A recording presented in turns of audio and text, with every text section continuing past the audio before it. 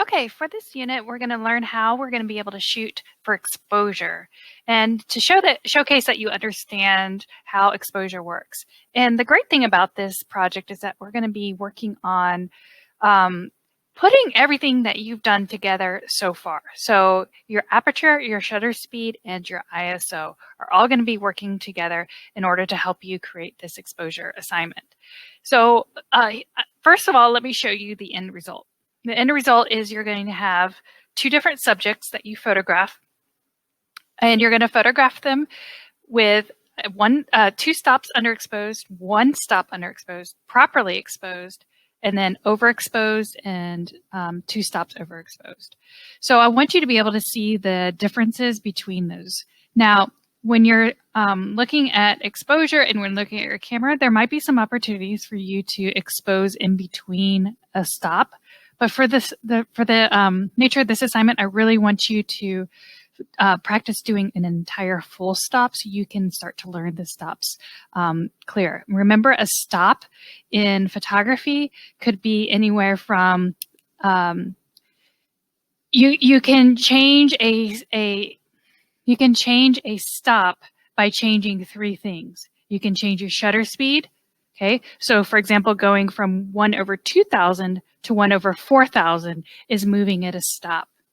Okay, you can go to your f-stop, and you could change it from F11 to F8, and that would change a full stop. And then you could also change your ISO, and your ISO, you could go from ISO 400 to ISO 800, and that would change it a full stop. So when you're changing those three aspects of your camera, you're able to get a lighter or darker image as needed. So for this assignment, you're going to be doing one full set like this, and then a second set to prove that you understand it. For your extra credit, you're going to have the opportunity to create a silhouette image and to create a double exposure image. You can do one or the other, or you could do both of them for your extra credit assignment.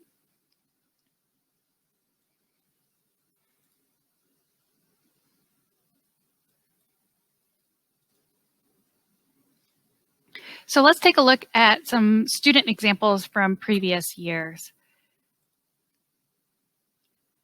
So this is a student example. You can see it shows two different subjects to show the variety of the 5 different stops. And this photograph was done in a studio with some lights that were projecting onto the white cloth behind it. And then inside of our kiln room, you can see there is a double exposure here to create a ghost-like image. And then very faintly, there's a second image of the person to the right. The next one was shot inside of the school setting. And this double exposure looks like it was done inside of a school setting as well. And I really like how there's two different positions right here. You can even see this one is further back, whereas the character is closer in the front here. And on this one, this is really neat because it's a bright sunny day, but the way the photographer shot it, exposed for the sun and left the nice glimmer of light around the outside here to create this silhouette. So I think that's a really nice use of silhouette. The next one, the same idea. These are kind of mysterious images here too that you can really play with.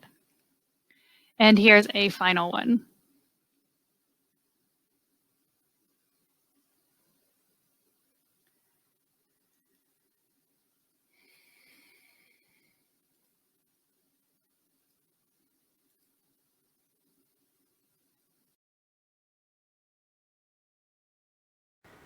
Okay, so before I get started on the logistics of how to work your camera for this assignment, I wanted to share with you the basic concept of working with exposure.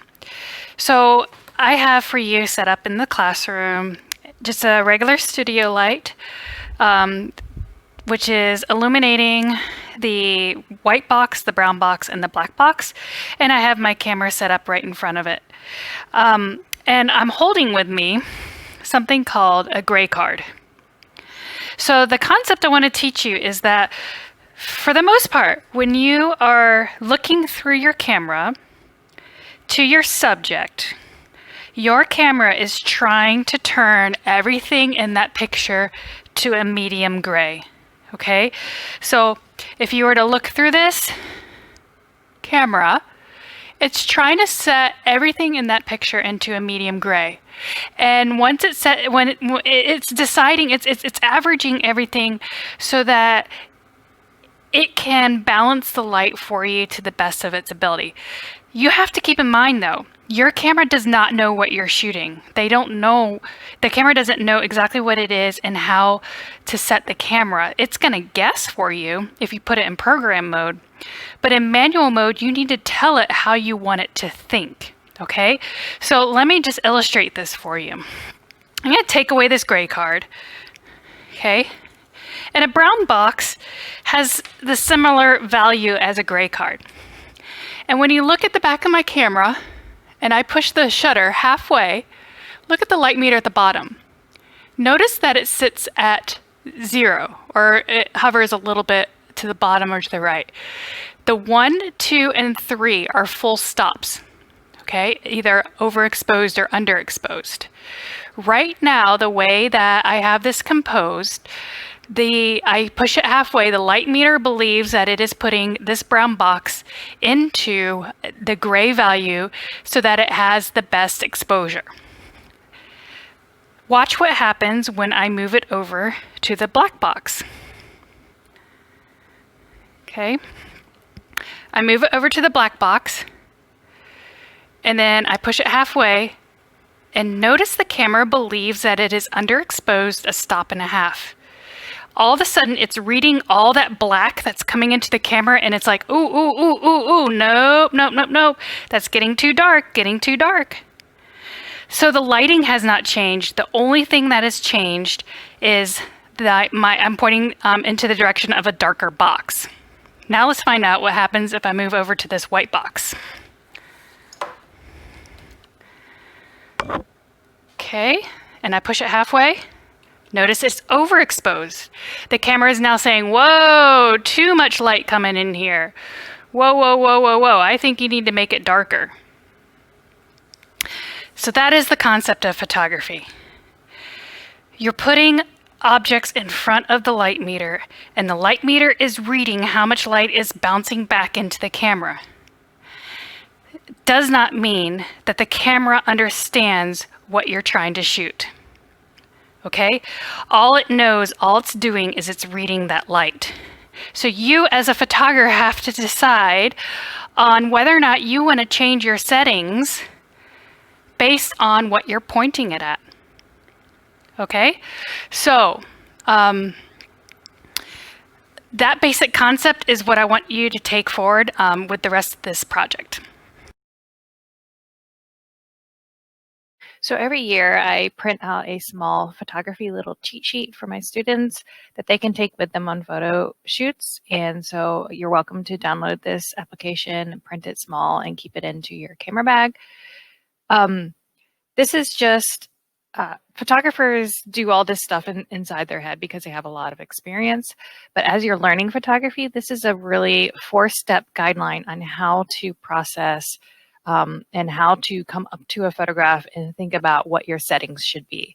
So we're going to be working in manual settings. So for the photography cheat sheet, the first step is to figure out where you are and set your ISO. Don't ever leave it on auto unless you're in an emergency situation where you need to. But if you're outside, try ISO 100. If it's like window light or if it's cloudy or in the shade, you might need to move to ISO 400. If you're indoors, you're probably going to need ISO 800. And then if you're doing anything that's using action or you're indoors and using action, anything above 1000 is going to get the picture you need. Now, of course, depending on the lighting situation, you might need to adjust those. So just that's the first thing you should set when you get to your camera and to your scenario. Now, the second one, we're going to skip by that one right now. Everyone should probably just be using auto white balance. We're going to learn about lighting in the next unit. So, but after the next unit, you'll be able to understand that. Then number 3 is, which one is more important in your picture? Is it the shutter speed or is it the aperture? We already got the ISO figured out. Now we need to figure out which part of the picture is most important to you. So yesterday I was doing a photo shoot for senior portraits. And typically when it comes to doing portraits, aperture is the most important part because I really want to blur out the background. Now, if I was doing a portrait where the subject was moving or spinning or something like that, yes, shutter speed would be important. But for the most part, the way I was shooting yesterday, my model was staying fairly still, and I really wanted to blur out the backdrop. So I knew I wanted a short depth of field. So I set my f-stop between these f-stops right here. Okay. So after I've set the f-stop for what I really want it to be, okay, let's say I set it for 1.4. Then I'm going to look down at my light meter and find out where this little notch is on the light meter. If it's underexposed, I'm going to have to add more light to my picture, which means I need to slow down the shutter speed. If it's overexposed and the picture is turning out too bright, what I need to do is I need to cut down on my light. And so I'm going to make my shutter speed faster to cut down on light. So basically what you want to consider is, as much as possible, choose that one aperture or shutter speed that was really important to you and try to get the other one to work within those constraints. If not, you might have to compromise. Okay, so for example, if I really wanted this 1.4 aperture and it wasn't working for me, I tried changing my shutter speed, and unfortunately, my camera didn't go that high, or unfortunately, there wasn't enough light. The last resort could be I could change my ISO if that's possible as well. So try to keep this set, but if you're not able to work within your shutter speed and aperture that you like, then you might need to go revisit your ISO to make it work.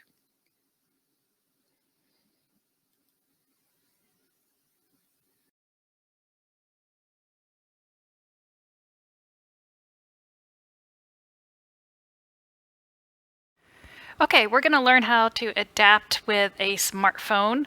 So what I want you to do is to set up so you have enough light wherever you're at. It could be window light or anything you like. And I want you to come and find a subject and set your camera up in front so it's nice and stable. So I set mine on the table. Focus on your subject. And we're going to think about ISO. ISO right now should be probably at 400 because we are indoors. If we were outdoors, you would want to do 100 so you can see how it's nice for the outdoor lighting there, but it's not good for the indoor. So I'm going to set it to 400 because I feel comfortable with that right now.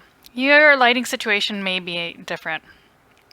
And now I'm going to find a proper exposed image. So I'm going to come to my shutter speed. And I'm going to adjust my shutter speed until it looks like the image is properly exposed. Right about there. Okay, so I'm going to take 5 pictures.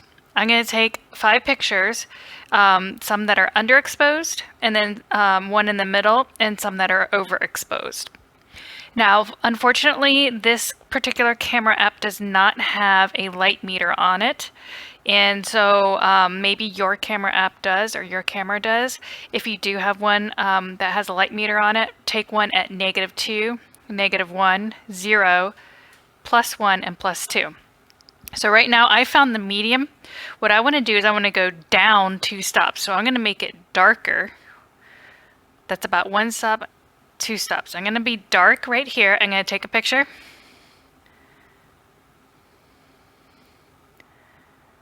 Okay, that's 1. Now I'm going to do -1 and take a picture.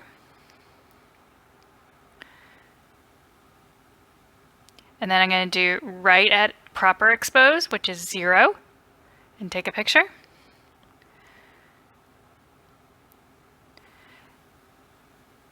And now I'm going to move to overexposed +1.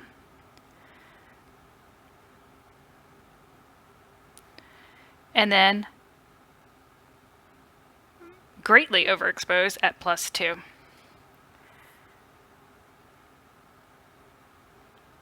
So I have now done 5 pictures all in a row from underexposed, from underexposed all the way to overexposed.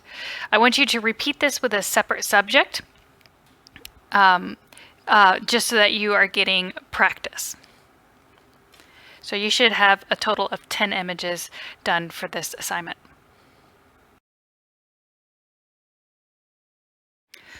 Okay, for this assignment now, we are going to, let's get back to our app, and we're going to learn how to do a silhouette. So what I have done, you can't see this right now, so I'm going to change my shutter speed so you guys can see. I've set up a chair near a window. And what I want you to think about is you are exposing for the window. You are not exposing for the chair. I do not want to see the chair's color. I don't want to see the silver on it or anything like that. All I want to see is the basic shape of it, so the silhouette of it. So right now I'm kind of exposed to be photographing the chair. Okay, that's if I really wanted to photograph the chair. It's a horrible picture. You should never do a picture like this. It doesn't look very good. But in order to create a silhouette of this chair, I want to shoot for the background. So all I'm going to do is change my ISO to 100 because it's an outdoor picture. So yeah, that's looking better already, but I can still see this image, this chair. And so what I'm going to now do is change my shutter. And I'm going to change it so that it becomes darker. Just like that. Now I've got a basic silhouette of a chair.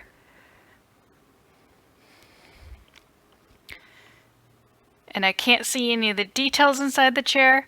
I can see the nice silhouette of the window panes as well, and I can take my picture.